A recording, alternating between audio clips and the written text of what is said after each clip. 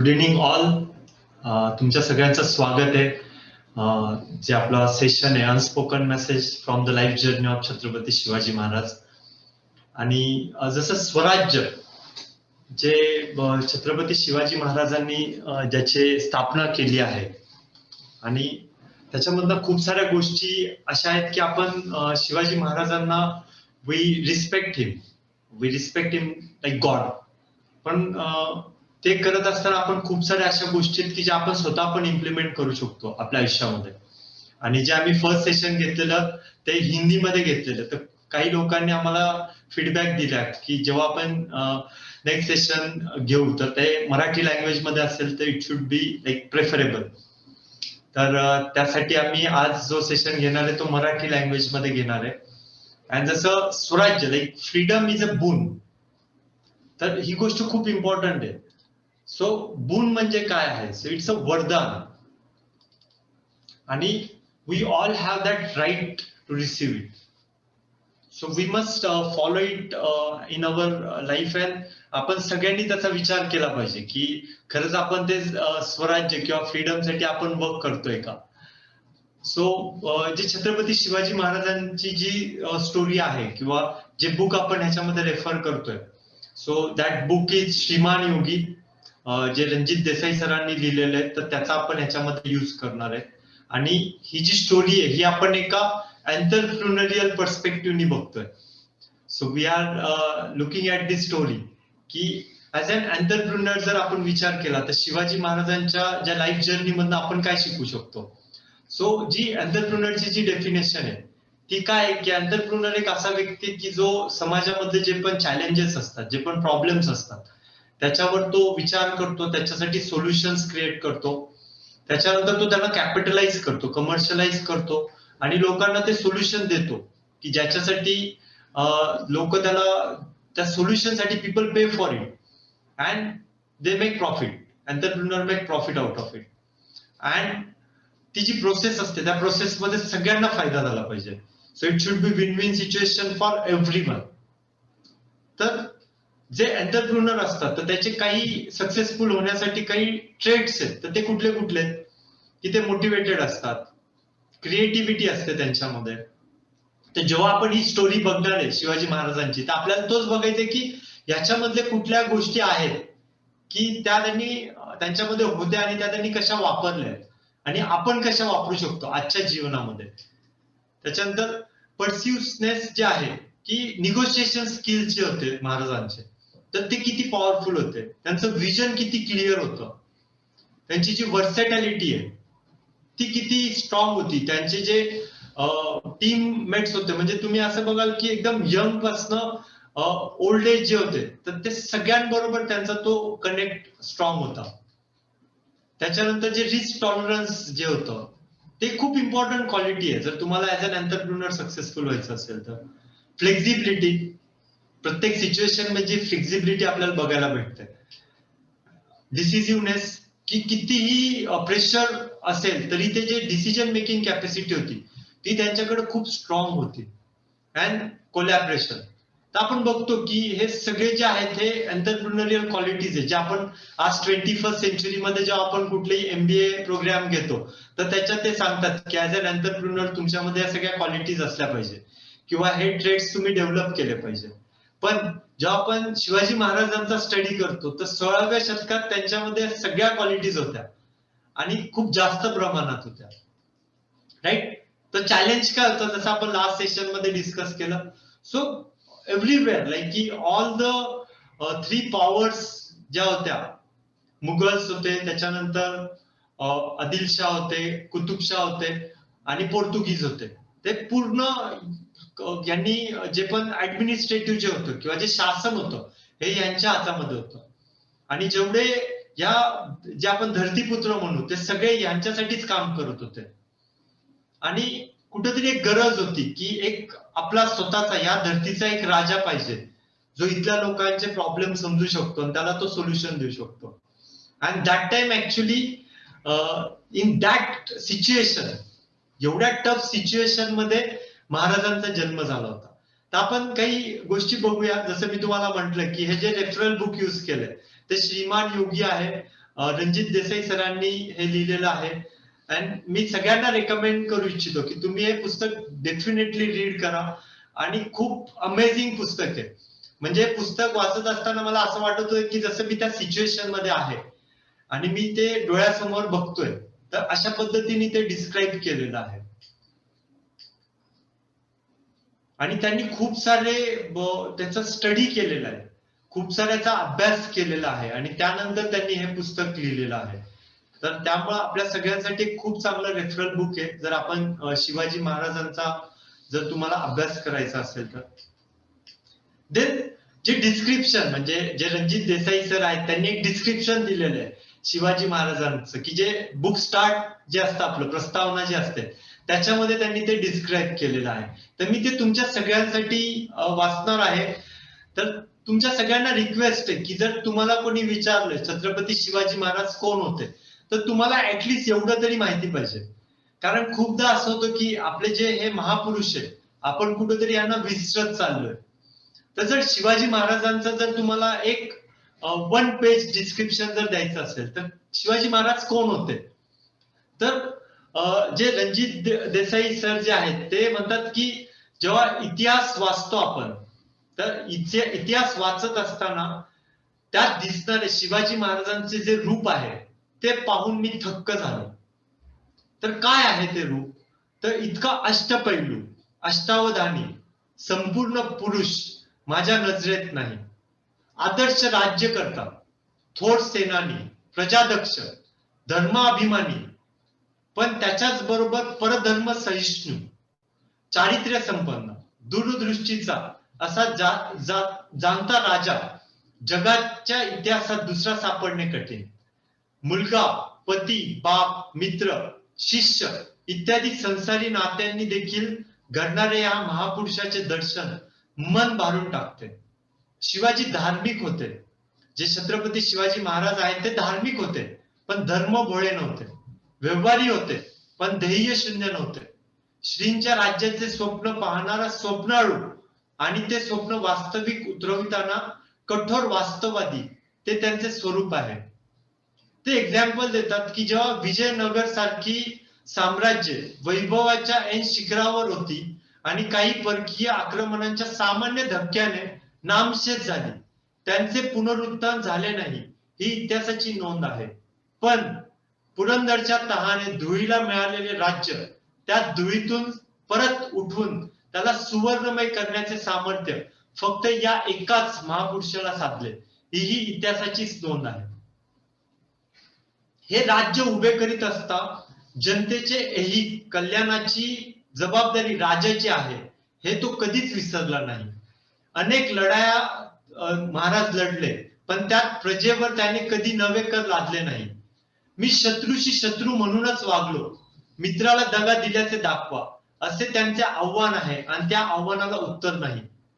कौल देऊन गावे बसवली, शेतसारा निश्चित करणे, वतनदारीला आवर घालणे, किल्ल्याची कोठारे भरून ठेवणे, शेतकऱ्यांना बी बियाणे, नांगर, अवजारे यासाठी कर्जाची सोय, भाषा सुधारण्यासाठी राज्य व्यवहार कोश, पंचांग सुधारण्यासाठी करण कौस्तुभ, धर्म सुधारण्यासाठी प्रायश्चित्य देऊन हिंदू करून घेणे, नवे किल्ले बांधणे, वीरांचे कौतुक आणि पांडित्यांचा सन्मान करणे, या सर्व बाबतीत सदैव दक्ष असणारे शिवाजी महाराज इतिहासात ठायी ठायी आपणास दिसतात.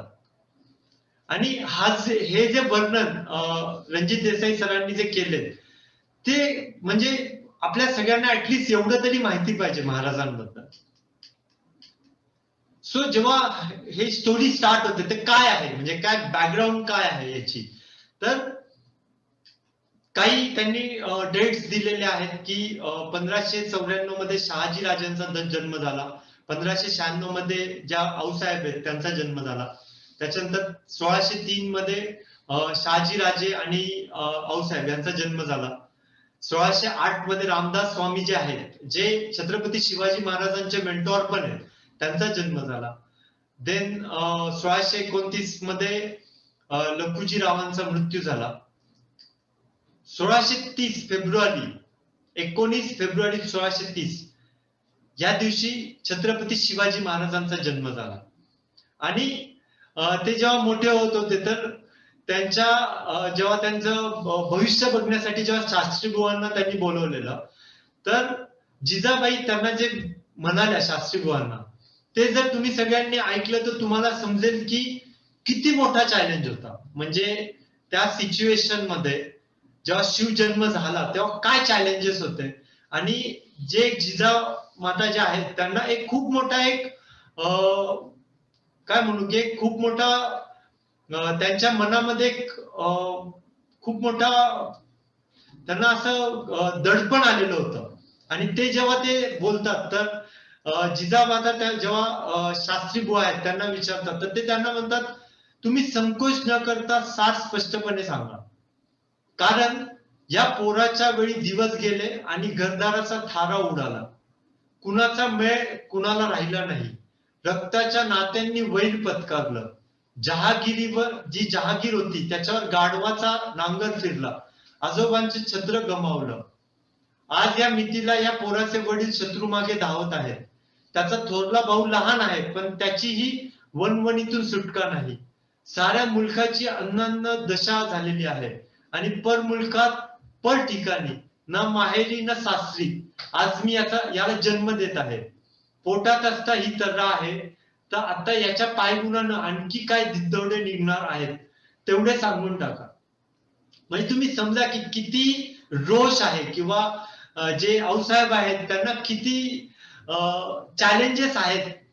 आणि जेव्हा ते शास्त्री बुवा सांगत होते की राणीसाहेब तुम्ही अविश्वास धरू नका, आणि मी हे शास्त्राचे जे भाकीत करत आहे हे चुकीचं नाहीये, किंवा हे द्रव्य लोभानं मी करत नाहीये, ते ज्ञानाच्या अनुभवाने मी करत आहे, आत्मविश्वासानं मी हे भाकीत करत आहे.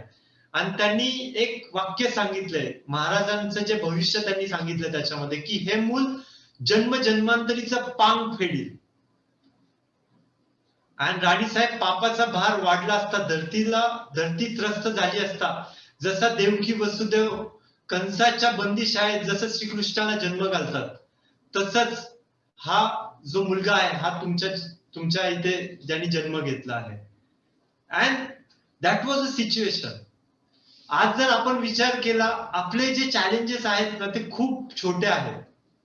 तुम्ही विचार करा की ज्या परिस्थितीत शिवाजी राजांचा जन्म झाला आहे, ती जी परिस्थिती आहे आज जर मला असं वाटत नाही की कोणत्याही व्यक्तीची याच्याहून टफ सिच्युएशन असू शकते. अँड त्या सिच्युएशन मधनं त्यांचं अपब्रिंगिंग चालू होतं. आणि आधी जे होतं ते शिवनेरीमध्येच त्यांचं जे अपब्रिंगिंग जे आहे ते जिजामाता करत होत्या. त्याच्यानंतर त्यांना जे पुण्याची जी जहागीर होती ती, म्हणजे 7 वर्ष गेल्यानंतर त्यांना ती पुण्याची जहागीर भेटली होती शहाजी राजांना.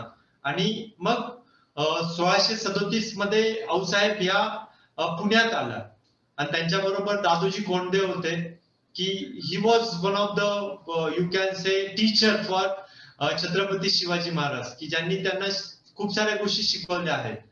आणि जेव्हा छत्रपती शिवाजी महाराज जेव्हा पुण्यात आले तेव्हा पुण्याची जी परिस्थिती होती अशी उद्ध्वस्त झालेल्या पुण्यामध्ये त्यांनी प्रवेश केला होता. आणि पूर्ण म्हणजे एकेकाळी ते एक वैभव संपन्न एक शहर होतं, पण ते इतक्या लोकांनी ते लुटलेलं होतं की ते पूर्ण उद्ध्वस्त झालेले अवशेष तिथे दिसून येत होते. आणि तिथनं शिवाजी महाराजांनी तिथं एंट्री केली होती.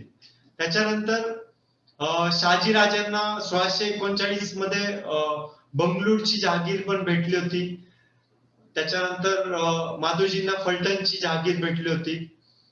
आणि मग त्या ह्याच्यामध्ये जे महादूजी आहेत ते जेव्हा पुण्यामध्ये आले तेव्हा जे सईबाई आहेत त्या त्यांच्या बरोबर आल्या, आणि त्यांचं आणि छत्रपती शिवाजी महाराजांचं लग्न झालं 1640 मध्ये.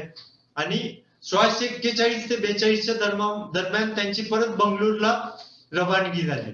आणि शिवाजी महाराज म्हणजे त्यांचे जे शहाजी महाराज आहेत त्यांना भेटण्यासाठी ते बंगळूरला आले होते.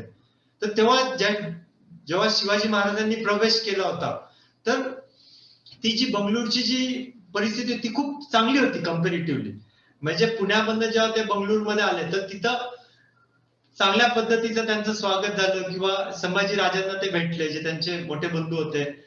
त्याच्यानंतर त्यांनी तिथं ते भरपूर फिरले आणि तिथं ते भरपूर जे रोज त्यांच्या शहाजी राजांना भेटायला जे येत होते, तर त्यांना ते पण भेटत होते.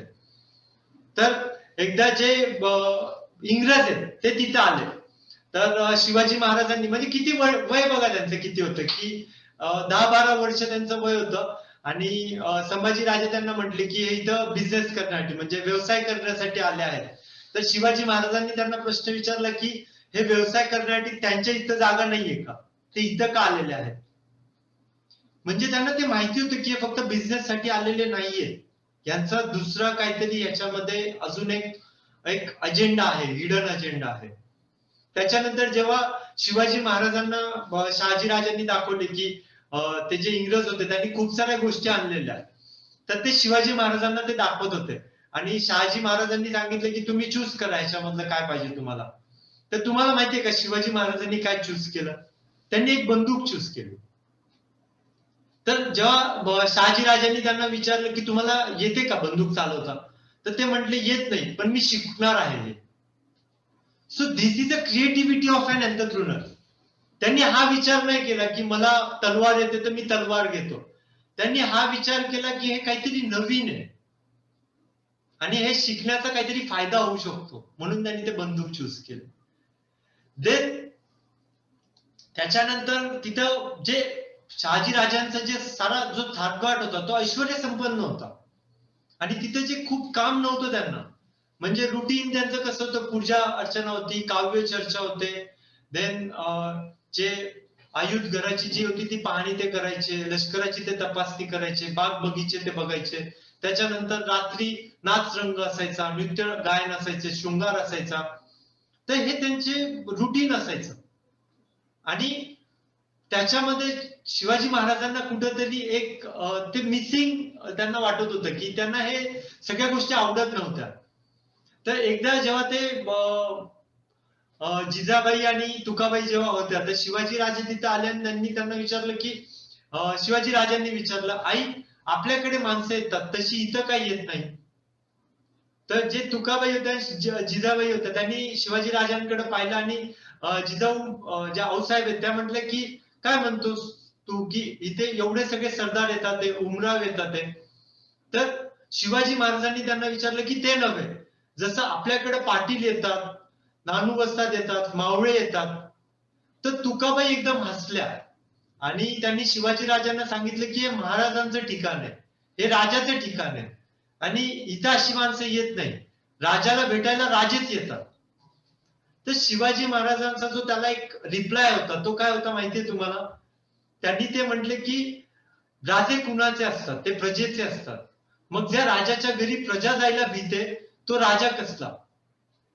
आणि त्यांनी एक एक्झाम्पल दिलं की जेव्हा राम जे होते, जेव्हा रामायणात राम वनवासाला निघाले तेव्हा त्यांना सोडण्यासाठी पूर्ण शहर तिथं आले होते आणि जे गृहक होते त्यांनी रामांना मिठी मारली होती.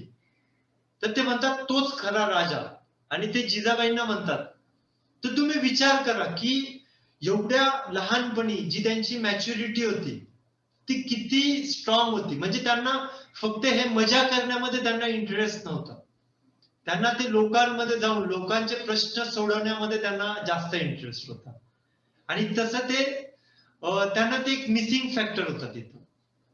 आणि जसं मी तुम्हाला सांगितलं की तिथं पूर्ण ते एक एक खूप लॅविश लाईफ होती त्यांची, की जिथं नृत्य होते आणि तर एकदा एक रात्री काय होतात की ते दोन्ही जिजाबाईंना दिसत नाही, आऊसाहेबांना ते दिसत नाही, संभाजीराजे आणि शिवाजीराजे. तर ते विचारतात की कुठे आहे ते, आणि तिथे जो एक काम करणारा व्यक्ती असतो ते म्हणतात की नाही ते चोरून येणार नृत्य शाळेतलं नृत्य बघतात. आणि ते जेव्हा जिजामातांना समजतं तर ते पूर्ण चिडतात त्यांच्यावरती अँड ते सगळं लाईक की ते इतके रागवतात. तर त्या ह्याच्यामध्ये शिवाजी महाराजांचा जो चेहरा असतो तो असा पूर्ण रडकुंदी आलेल्या आवाजात ते म्हणतात की आमची चूक झाली आणि आम्ही दादा महाराज म्हटले म्हणून आम्ही तिथं गेलो. अँड दॅट वन थिंग, म्हणजे जिजामाता ते पॉइंट पकडतात ते शहाजी महाराजांना सांगतात की नाही हे चुकीचं आहे. आणि जेव्हा शहाजी महाराज म्हणतात की नाही आम्ही हे बदलू शकत नाही, तर जिजामाता एक बोल्ड डिसिजन घेतात आणि ते परत पुण्याला येण्याचा प्लॅन बनवतात.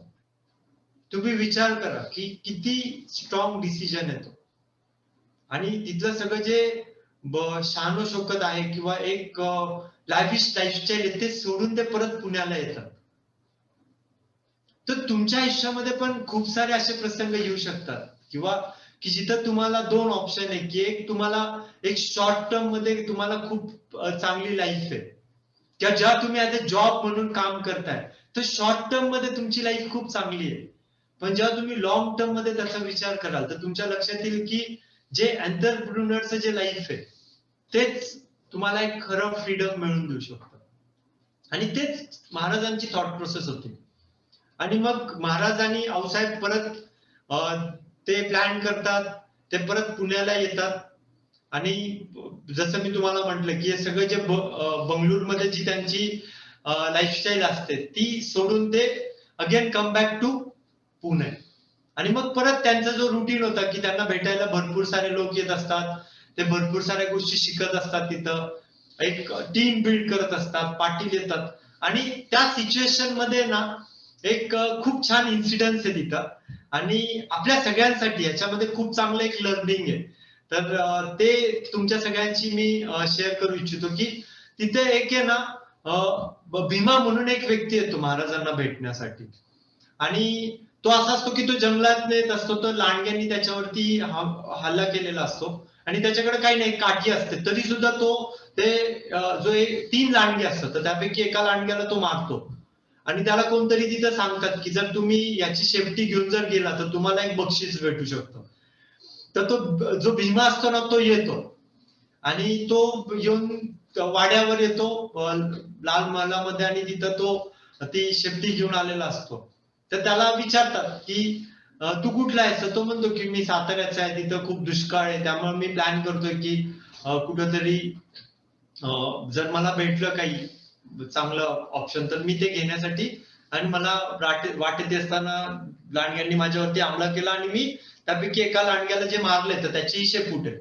आणि मला असं समजलं की तुम्ही गिफ्ट म्हणजे तुम्ही काहीतरी याच्यासाठी बक्षीस देता, तर त्यासाठी मी आलोय. आणि जेव्हा महाराज ते ऐकतात सगळ्या गोष्टी तर त्याला माहित नसतं, तो भीमा जो असतो ना त्याला माहित नसतं, त्यांनी फक्त शिवाजी महाराजांबद्दल ऐकलेलं असतं. पण तो सगळं येऊन महाराजांना ही स्टोरी सांगत असतो आणि महाराज आहे ना खूप असं मन लावून ते ऐकत असतात. तर तो जो भीमा असतो तो सगळं सांगतो.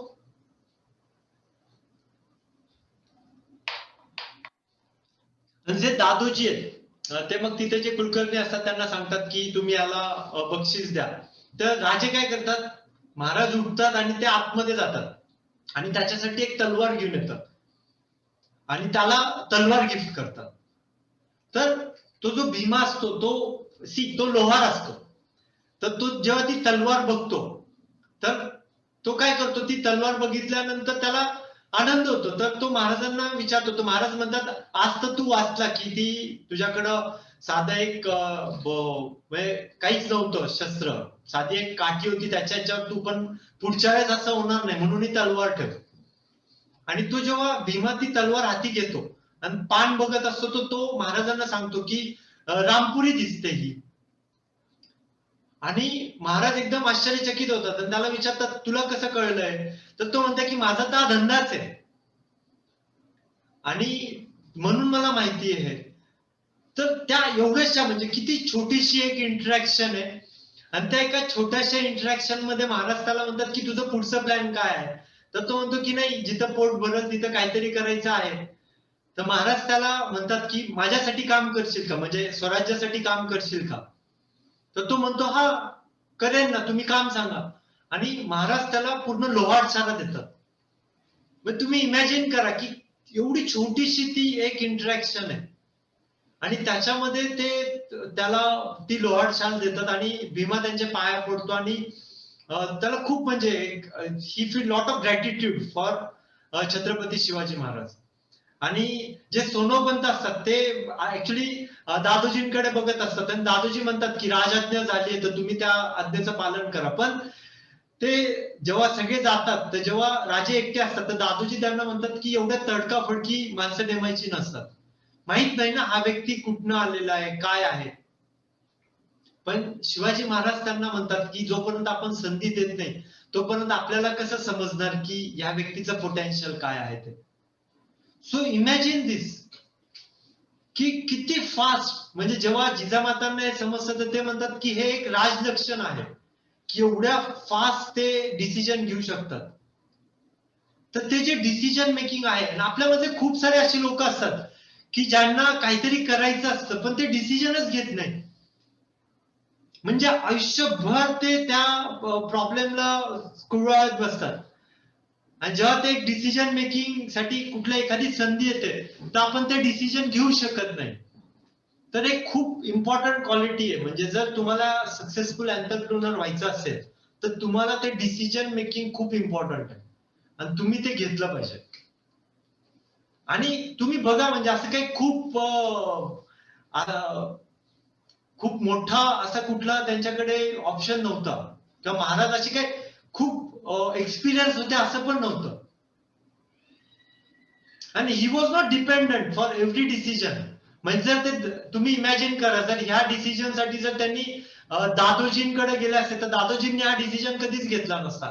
कारण ते एकदम विचार करून सगळा अभ्यास करून ते डिसिजन घेणारे व्यक्तिमत्व होते. तर तुम्ही बघा तुम्हाला जेव्हा डिसिजन घेण्याची तुम्हाला जेव्हा गरज असते तर तुम्ही कोणाकडे जाता. आणि खूपदा लोक काय करतात ते अशा लोकांकडे जातात की ज्यांनी कधीच डिसिजन घेतलेला नसतात. आणि ते एक राईट डिसिजन घेण्यापेक्षा ते त्यांना ते सांगत बसतात की ते डिसिजन कसं चुकू शकतं. सेम म्हणजे तुम्ही हे पुस्तक खरंच वाचा तर दादोजी त्यांना सांगतात ते की तुमचे डिसिजन चुकू शकतं पण शिवाजी महाराज म्हणतात की I am ready to take that risk. कारण जोपर्यंत मी ते घेणार नाही तोपर्यंत मला कसं समजणार ना समोरच्या व्यक्तीचं पोटेन्शियल काय आहे ते. तुम्ही सगळे बघा जर तुम्हाला एखादी संधी भेटते तेव्हा तुम्ही ते डिसिजन कसं घेता. आणि ते त्याला पूर्ण ती लोहार शाळ देतात. आणि जेव्हा तुम्ही पुढे बघा जेव्हा ही स्टोरी पुढे जाते तेव्हा तो जो भीमा असतो तो इतका मन लावून काम करतो. तो जे राजे जे त्याला सांगतात जे डेडलाईन देतात तो इतके रिलिजियसली फॉलो करतो सगळ्या गोष्टी. आणि जेव्हा ती पहिली लढाई असते त्याच्यामध्ये पण तो म्हणजे फक्त असं नाही की फक्त शस्त्र बनवतोय तो ती फाईट करण्यामध्ये पण तो तिथं जातो आणि त्याला त्याच्यामध्ये भरपूर सारा मार पण लागतो पण तो ते सहन करतो. सो सी दॅट एक जो व्यक्ती आहे तो किती इम्पॉर्टंट ठरू शकतो. सो ते डिसिजन मेकिंग खूप इम्पॉर्टंट आहे. त्याच्यानंतर जेव्हा अजून पुढे जेव्हा काही गोष्टी घडत असतात तर त्याच्यात त्यांना एक शाहीर येतो. आणि राजांना पोवाडे आवडत असतात हौस असते त्यामुळं आऊसाहेब म्हणतात की आपण रात्री पोवाड्याचा एक ठेवूया. आणि तो शाहीर येतो आणि तो पोवाडा सुरुवात करतो आणि विषय असतो राणी पद्मावती. राणी पद्मिनीचा जो असतो तर तो सांगतो की चितोडची राणी होती, रूप संपन्न होती, स्वाभिमानी होती आणि तिच्या राज्यामध्ये कोणीच उपाशी नव्हता, दुःखी नव्हता. आणि ते पोवाडा ते सगळं डिस्क्रिप्शन करत असतो. मग त्याच्यानंतर जेव्हा अल्लाउद्दीन खिलजीला समजतं तिच्या सौंदर्याबद्दल मग तो येतो तो कसा हमला करतो. आणि जसा जसा तो पोवाडा पुढे जात असतो जसं ते तर ते पोवाडा ऐकत असताना एक असा एक मुवमेंट असतो की महाराजांच्या डोळ्यांमध्ये अश्रू भरत असतात त्यांचा असा जीव गुदमरत असतो. आणि तो शाहीर पुढं डिस्क्राईब करत असतो पण महाराज मध्येच उठून आतमध्ये येतात आणि जिजामाता त्यांच्या बरोबर त्यांच्या मागे मागे येतात. आणि महाराजांना एकदम तुम्ही इमॅजिन करा की ते एवढे इमोशनल पण आहेत त्याच्या बरोबर. सगळे एका एंटरप्रेन्योर मध्ये ज्या सगळ्या क्वालिटीज असतात सो त्यांचे डोळे भरून आलेले असतात आणि ते म्हणतात की आम्हाला असे पोवाडे ऐकण्यामध्ये काही इंटरेस्ट नाहीये. पण जिजामाता म्हणतात की पण ते तुम्ही ऐकलं नाही तर ते काय जे प्रॉब्लेम आहे तो थोडी संपणार आहे. तो प्रॉब्लेम तर आहेच ना. तो जो पद्मिनीवरचा जो आहे, त्यानंतर ती जेव्हा जोहार जाते, आणि तशा किती हजारो अशा पद्मिनी आहेत की ज्या अत्याचार सहन करत आहेत. आणि जिजामाता ज्या त्यांच्या ज्या जाऊ असतात त्यांचं एक्झाम्पल सांगतात की त्यांना पण असाच महबतखान पळून येतो, आणि महाराजांना ते खूप ते अस्वस्थ होतात, पण तरी जिजामाता त्यांना फोर्स करतात म्हणून ते परत येऊन बसतात तिथं. पण ते बरेच दिवस ती जी पद्मिनी आहे ती राजांच्या मनात घोळत होती, आणि राजांना ती एक खंत होती, आणि त्यांचा तो एक त्यांना एक हे होता की नाही, याच्यासाठी आपण काहीतरी केलं पाहिजे, आणि तरच आपण स्वतःला जे आपण म्हणतोय की आपण राजे म्हणतोय, तर जर आपल्या प्रजेला आपण जर ते एक आपण स्वातंत्र्य देऊ शकत नाही किंवा ते संरक्षण देऊ शकत नाहीये, तर अशा राजेपणाला काही अर्थ नाही. तर त्यांच्या मनात कुठंतरी ते खंत असते.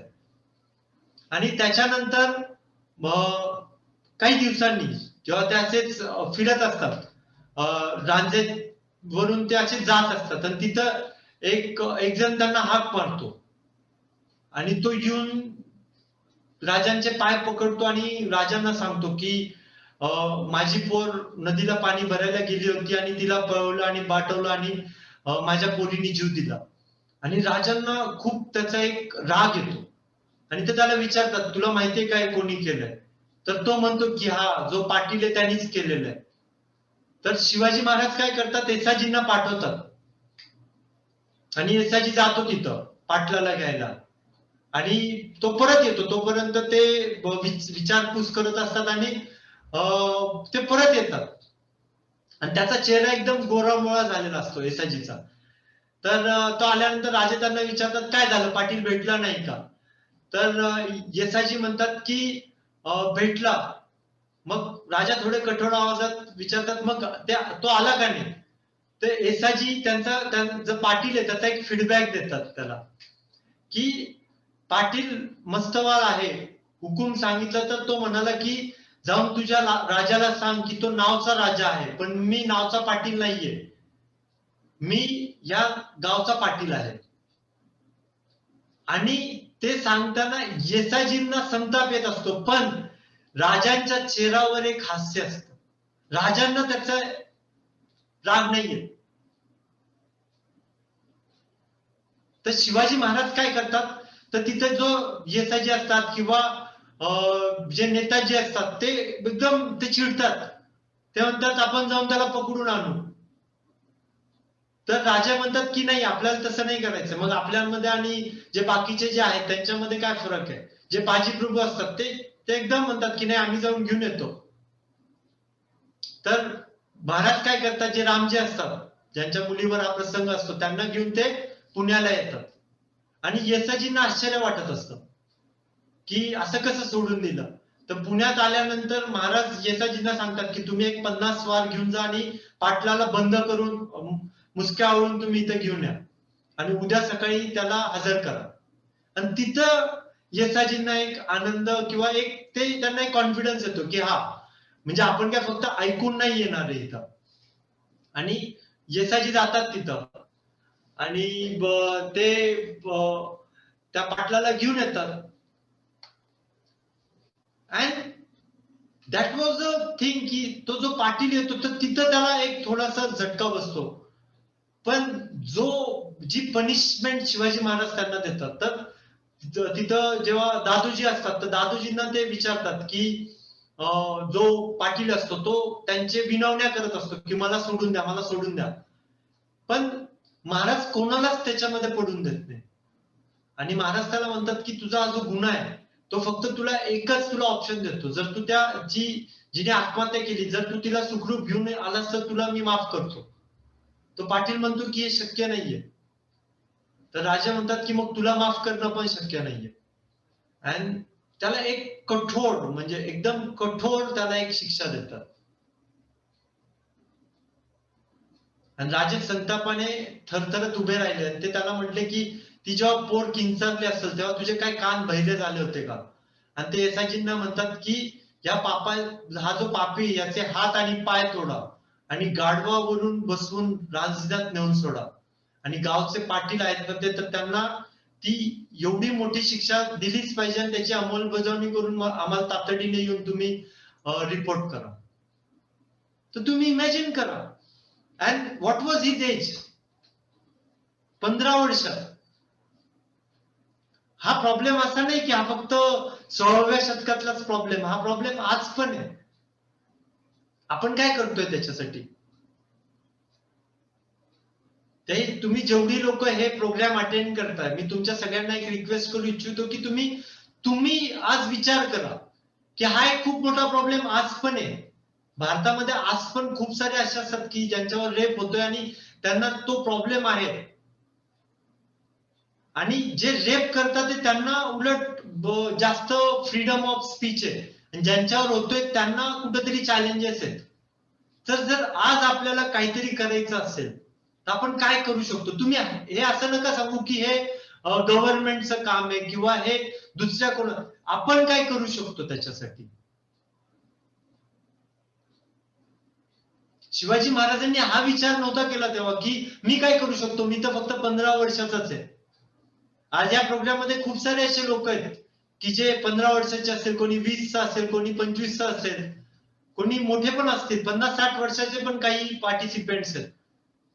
तर तुम्ही हे विचार करा की आपण काय करू शकतो, आपल्या लेवलवरती आपण काय करू शकतो.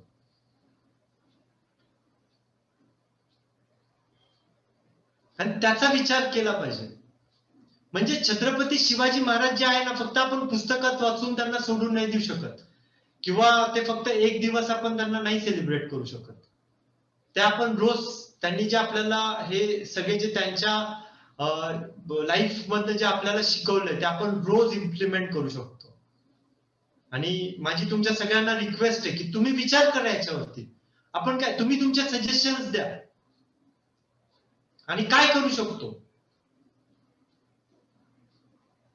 तुम्ही बघा, जर एक मुवमेंट आपण चालू करू शकलो, काय प्रॉब्लेम आहे तो प्रॉब्लेम तुम्ही समजून घ्या. जसं आपण म्हणतो की एंटरप्रिनर म्हणजे काय, तो प्रॉब्लेम शोधतो आणि त्याला एक सोल्युशन देतो.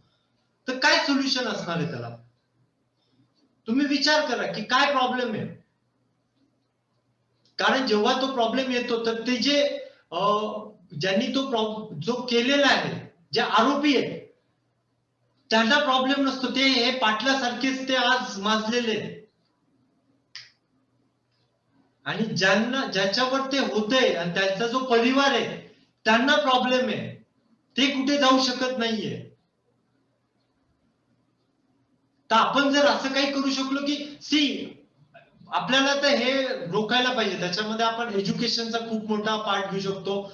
आपण जे आहेत ऍटलिस्ट, तुम्ही जे आहात, तर तुम्हाला जेव्हा तुमचे मित्र आहेत ते जेव्हा तुम्हाला त्यांच्या घरी बोलवतात तर त्यांना तुमच्यावरती डाऊट नाही वाटला पाहिजे.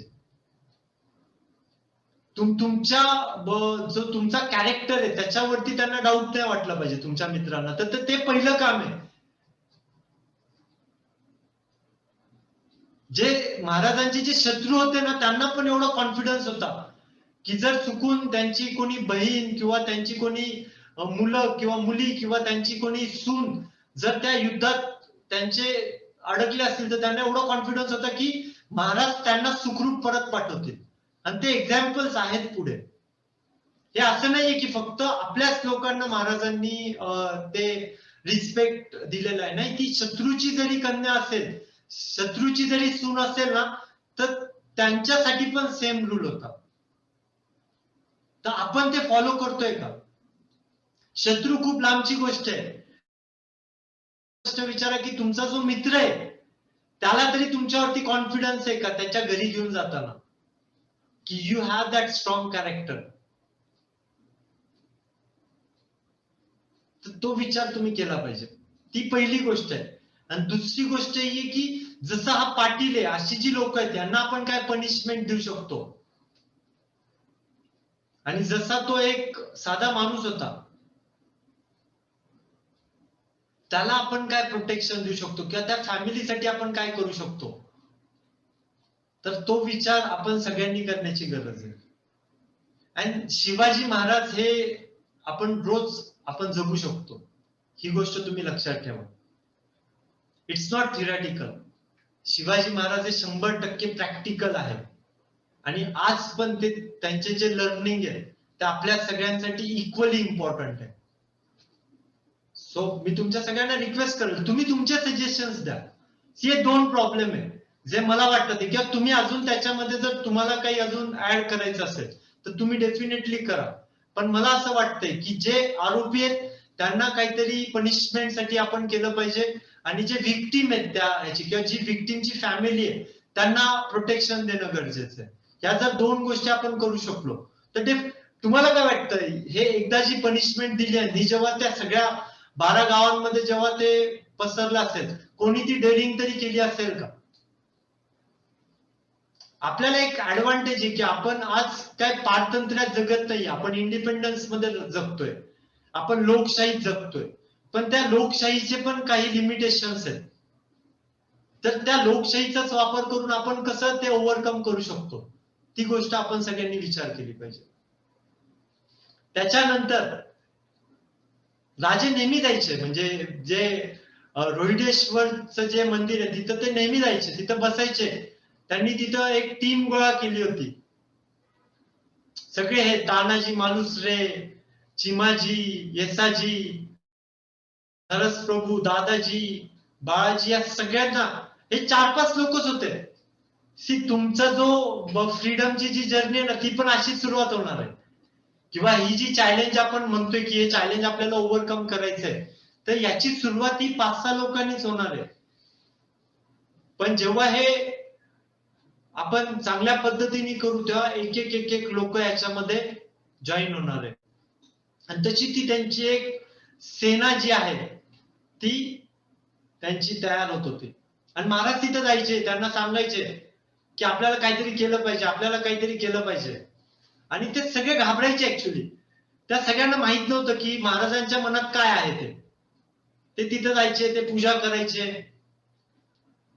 आणि बघ, महाराज त्यांना थोडं थोडं मोटिवेट करायचे. जसं तुम्हाला म्हटलं की एक एंटरप्रेन्योरची क्वालिटी काय, की तो मोटिवेट करतो, तो लोकांना आयडियाज सांगतो. आणि महाराज त्यांना सांगायचे. तर एकदा ते जे होते ते म्हटले की कसं करू शकतो, तुला असं वाटत नाही का राजे की हे खूप अवघड आहे, हे जे आपल्या बरोबर जे आपण ज्यांच्या विरोधात जाणार आहे हे खूप ताकदवर आहे. तर तेव्हा महाराज त्यांना एक्झाम्पल देतात की जेव्हा राजा राम जेव्हा लढत होते तर रावण हा ताकदीने खूप मोठा होता त्यांच्यापेक्षा, खूप मोठी ताकद होती त्याची. पण तो एक चुकीच्या, म्हणजे अधर्माच्या साईडने होता. आणि जेव्हा रामाने जेव्हा ते युद्ध चालू केलं तर रामाकडे काही खूप मोठी फौज नव्हती. त्याच्या फौजमध्ये कोण होते, सगळे वानर सेना. तर महाराजांनी, so he was having that unspoken message from Ramayana. तर त्यांनी तो असा विचार नाही केला की राम तर देव होता, त्याला ते सगळं शक्य होतं, मी थोडी देव आहे. त्यांनी तो मेसेज त्यांचे जे सवंगडी होते त्यांना दिलेला. आणि तुम्ही समजून घ्या की एक छोटीशी गोष्ट, एक 15 वर्षाचा एक लहान एक वयात आलेला एक मुलगा आहे, आणि तो हे सगळं सांगतोय. ते जे बाकीचे जे होते ते त्यांच्यावर असं नव्हते की छोटे होते, खूप सारे असे होते की जे त्यांच्याहून मोठे होते. कोणी 18 वर्षाचं होतं, कोणी 20, 25, 30, 40, अशा लोकांची त्यांची टीम होती. त्यांचं जे कोलॅबरेशन होतं आणि सगळी व्हरायटी होती, आणि कोणीच नव्हतं. आणि मग तो दिवस उजाडला 15 एप्रिल 1645, आणि तिथं त्यांनी ती शपथ घेतली, आणि तिथं तो स्वराज्याचा कौल त्यांनी टाकला. आणि रोहिडेश्वराला त्यांनी सगळे जे ते मित्र होते त्यांनी तिथं शपथ घेतली. खूप जास्त लोक नव्हते, पण त्यांनी एक टीम तयार केलेली. तर महाराजांनी ही 5-6-10 लोकांची टीम तयार केलेली. पण तानाजी होते, त्यांनी 10 लोकांना बोलवलं. देन दादाजी होते, त्यांनी 10 लोकांना. त्याच्यानंतर प्रत्येकाने 10-10. तर तुम्ही विचार करा, ही जी बाजी प्रभू होते त्यांनी 10 लोकांना, आणि तशी त्यांची 100-150 लोकांची टीम तयार झालेली.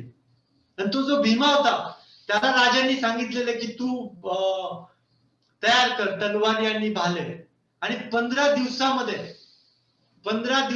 त्यांनी ते तयार केलेले 50 तलवारी आणि 100-150 भाले. आणि जेव्हा त्यांनी ती शपथ घेतली तर त्यांनी विचार केला, आता महाराजांना दुसरा प्रश्न होता, आता सुरुवात कशी करायची. तर हा प्रश्न सगळ्यांना असतो, प्रत्येक एंटरप्रिन्युअर जो असतो त्याला हा प्रश्न असतो, सुरुवात कशी करायची, कुठून करायची. तर तिथं त्यांचे जे सगळ्यांनी मिळून ठरवलं की रोहिडेश्वरापासून तिथनं सुरुवात करू. आणि जो रोहिडा किल्ला होता तिथनंच त्यांनी ते सुरुवात करण्याचा त्यांनी प्लॅन केला. आणि एकदम सिंपल पद्धतीने त्यांनी तिथं बघितलं तर बाजी प्रभू जे होते त्यांनी जस्ट बघितलं, ते म्हटले काय एवढं खूप अवघड नाही, आपण घेऊ शकतो. आणि मग ते रात्री तिथं गोळा झाले, त्यांनी तिथं थोडासा प्लॅन केला आणि दे स्टार्टेड. आणि एक एक असेच ते आतमध्ये शिरत होते, शिबंदी करण्याच्या हिशोबाने शिबंदी करण्याच्या. अर्धी लोक तर अशीच आतमध्ये गेली होती.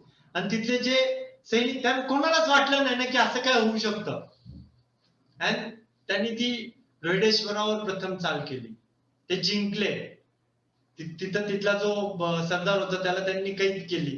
आणि येताना जेव्हा त्यांनी नगाड खाण्यावर बघितलं तर त्यांनी तो जो आदिलशाहीचा ध्वज होता तो काढला आणि तिथं भगवा ध्वज त्यांनी फडकवला. आणि कोणालाच माहित नव्हतं न, हे त्यांनी त्यांच्या दादोजींना सांगितलं नाही, न जिजामातांना सांगितलं नाही, कोणालाच माहित नाही. हे यांचेच, हे यांनीच ते सुरुवात केली. तुम्ही लक्षात ठेवा, तुम्ही जेव्हा कुठली गोष्ट चालू करणार आहे ना तर तुम्हाला ती ऍक्शन घ्यावी लागणार आहे. असं नाही होणार आहे की तुम्ही ती ऍक्शन विचार, खूप लोक असे ते फक्त विचार करतात. तुम्ही इमॅजिन करा, स्वराज्य महाराजांनी फक्त विचार केला असता आणि ते फक्त आयुष्यभर फक्त विचारच करत राहिले असते, ते शक्य होतं का? आणि एक 15 वर्षाच्या मुलाकडनं तुम्ही काय एक्सपेक्ट करताय? आणि त्यांनी खूप सारे चॅलेंजेस, त्यांच्या पॅरेंट्सनी खूप सारे अपयश भोगलेले होते. असं नव्हतं की महाराज साहेबांनी कुठले अपयश भोगले नव्हते, त्यांनी भोगले होते, त्यांनी ते अपयशी झाले होते. आणि मग त्यांनी येऊन ते दादोजींना सांगितलं. तर दादोजींना जेव्हा समजलं तर ते तर he was not convince with this. त्यांनी सांगितलं ते की हे तुम्ही चुकीचं केलंय. तुम्ही इमॅजिन करा, जेव्हा तुम्ही कुठली नवीन गोष्ट करणार आहे तर तुम्हाला काय बाहेरची लोक तुम्हाला अपोज नाही करणार आहे, तुमच्या घरातले पण काही लोक तुम्हाला अपोज करू शकतात. आणि दादोजींचा एकदम स्ट्रिक्ट अपोज होता त्या गोष्टीसाठी, त्यांना बिलकुल आवडलं नाही. आणि त्यांची इच्छा होती की जसं शहाजीराजे जसं काम करतात ती त्यांची जशी जहागीर आहे तशी यांनी पण कुठल्या तरी मुघलशाही किंवा कोणाच्या तरी आदिलशाहीच्या अंडर त्यांनी पण ते जहागिरीमध्येच काम केलं पाहिजे. So he was not convince की यांनी असं काहीतरी स्वतःच चालू केलं पाहिजे. And he was annoyed and he was मग त्यांनी ते निगेटिव्हिटी दिली. पण राजे खूप स्ट्रॉंग होते, त्यांनी तो स्ट्रॉंग मेसेज दिला. तर ते म्हटले, राजे तुमचं वय लहान आहे, तुम्ही पावसाळ्यात, आम्ही खूप पावसाळे बघितले, आमची केस ह्याच्यातच पिकली आहे. सो ते त्यांना सांगत होते. पण महाराजांनी ते नाही ऐकलं. आणि महाराजांनी त्यांना सांगितलं की जर तुम्ही मला सपोर्ट करू शकत नाहीये तर तुम्ही ऍटलिस्ट मला निगेटिव्ह तरी नका बोलू. आणि ते निघून आले तिथनं. ते म्हटले की ठीक आहे, अपयश झालं तर आम्ही त्या अपयशाला पण स्वीकार करू. एक अपयश हे कदाचित दुसऱ्या यशाची सुरुवात असेल, असं त्यांनी सांगितलं. आणि ते तयार नव्हते, जे दादोजी होते ते तयार नव्हते त्याच्यासाठी. आणि ते जेव्हा जास्त त्यांना त्यांनी एक थांबवलं त्यांना, ते म्हणते थांबा पंत, दैव कुणाला चुकलं नाहीये, आमच्या कारल्याला आशीर्वाद देता येत नसेल तर नका देऊ, पण देवाचं राज्य उभं करण्यासाठी शाप तरी देऊ नका. आणि असं म्हणून ते संतापाने तिथनं बाहेर आले. त्याच्यानंतर ते पण त्यांना एक ऍडव्हान्टेज होता की जे जिजामाता होते ते she was actually his real mentor. मग त्यांनी खूप सपोर्ट केला त्यांना आणि त्यांनी त्यांना अप्रिशिएट केलं. आणि लिटरली म्हणजे ते एक अशी सिच्युएशन होती की जिजामाता त्यांना, कारण की आता गड घेतलाय पण त्या गडाला ते कडेबंदी करणं किंवा बाकीच्या सगळ्या गोष्टी, नंतर त्यांनी तोरणा घेतला, तर ते ज्या सगळ्या गोष्टी होत्या त्याच्यासाठी त्यांना पैसा लागणार होता. त्याच्यानंतर खूप सारे मावळे पण येऊन त्यांना जॉईन होत होते आणि त्याच्यासाठी त्यांना पैशाची गरज होती.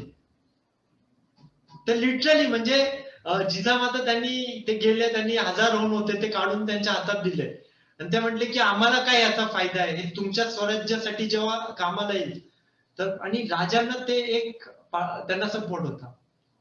आणि because of that actually Shivaji Maharaj was positive. म्हणजे ही वॉज हॅव्हिंग लाईक की सी सगळ्या गोष्टी नाही, त्यांनी काही डिसिजन घेतले आणि देन त्यांना काही सपोर्ट भेटला, त्यांनी काही डिसिजन घेतले आणि त्यांना काही सपोर्ट भेटला. आणि खूप सारे चॅलेंजेस होते. म्हणजे हे जेव्हा ते चालू केलेलं होतं, त्यांनी जहागिरीमधनं जे उत्पन्न येत होतं त्यांना त्यांनी हात पण लावलं नव्हतं. ते जे दादोजी कोंडदेव होते त्यांना म्हटले तुमच्याकडनं मला पैसे नकोय, त्यांनी स्वतः ते जे होते ते त्यांनी चालू केलं. आणि कमी होते, खूप कमी होते पैसे.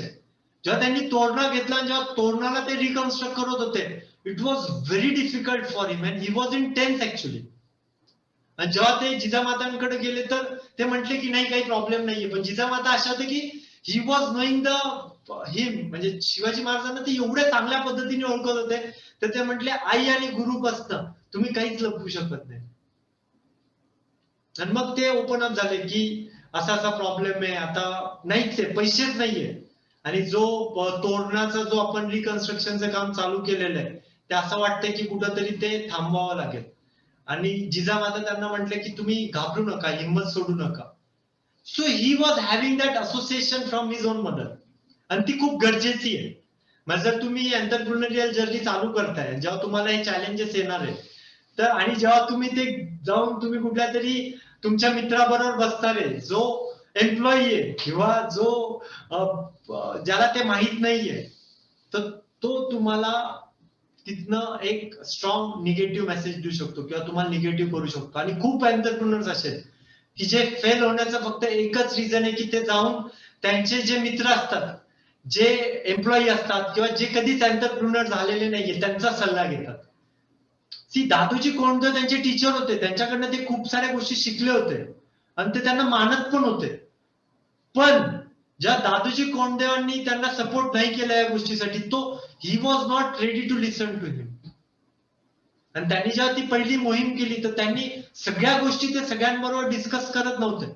काही डिसिजन त्यांनी स्वतः घेतलेले आहेत, ते त्यांचं स्वतःचं विजन होतं. तर ही गोष्ट तुम्ही समजून घ्या. आणि एक्झॅक्टली आज आपल्या सगळ्यांना याची आज गरज आहे.